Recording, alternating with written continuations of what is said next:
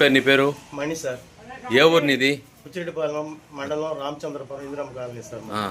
ఈ double cut మంచాలు వచ్చిన తర్వాత నీ జీవనోపాధి కోల్పోయిందా బాగుందా? లేదు సార్, కోల్పోయింది. చేసుకొని మంచాల పని చేస్తాను 30 సంవత్సరాల నుంచి. ఇప్పుడు మరీ ఇబ్బందుల్లో పడతాను. చేతులు ఉట్టి నమ్ముకొని మేము బతలుతాను. రోజుకి ఎన్ని మంచాలు అల్లతావు? రోజు ఒక మంచం వెళ్తాను సార్.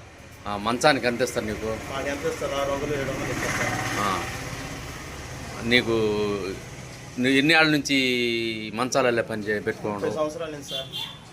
30 సంవత్సరాలు చదువుతాను. నాకు ఇప్పుడు 50-30 సంవత్సరాల నుంచి ఈ పనిలోనే కొనసాగుతున్నాను. నీ దీంతోనే జీవనం సాగిస్తాను. నీది బుచ్చిరెడ్డిపాలెం మండలం సంగం మండలంకి వచ్చి ఇక్కడ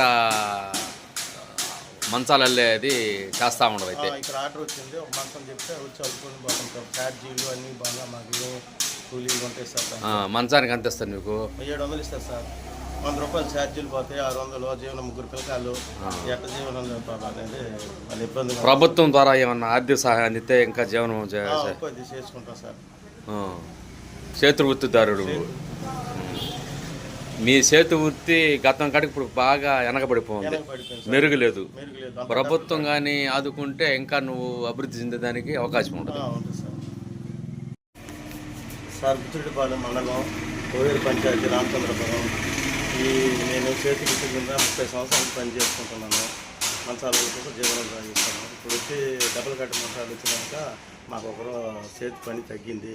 మాకు 3 పిల్లలు జీవనోపాధి కోసం తగ్గింది. మేము మంచం అనుకుంటే పక్క వస్తే జీవనోపాధి మాకు జరుగుబాటు సక్రమంగా జరగట్లేదు. చేతిని చూసి విపరీతం అయిపోయింది. మేము ఏమంటే ఇబ్బంది పడుతున్నాం సార్. ఏదైనా గవర్నమెంట్ వారు ఏదైనా మాకు సాయం చేసి ఆదుకోవచ్చుగా విజ్ఞప్తి చేస్తున్నాం.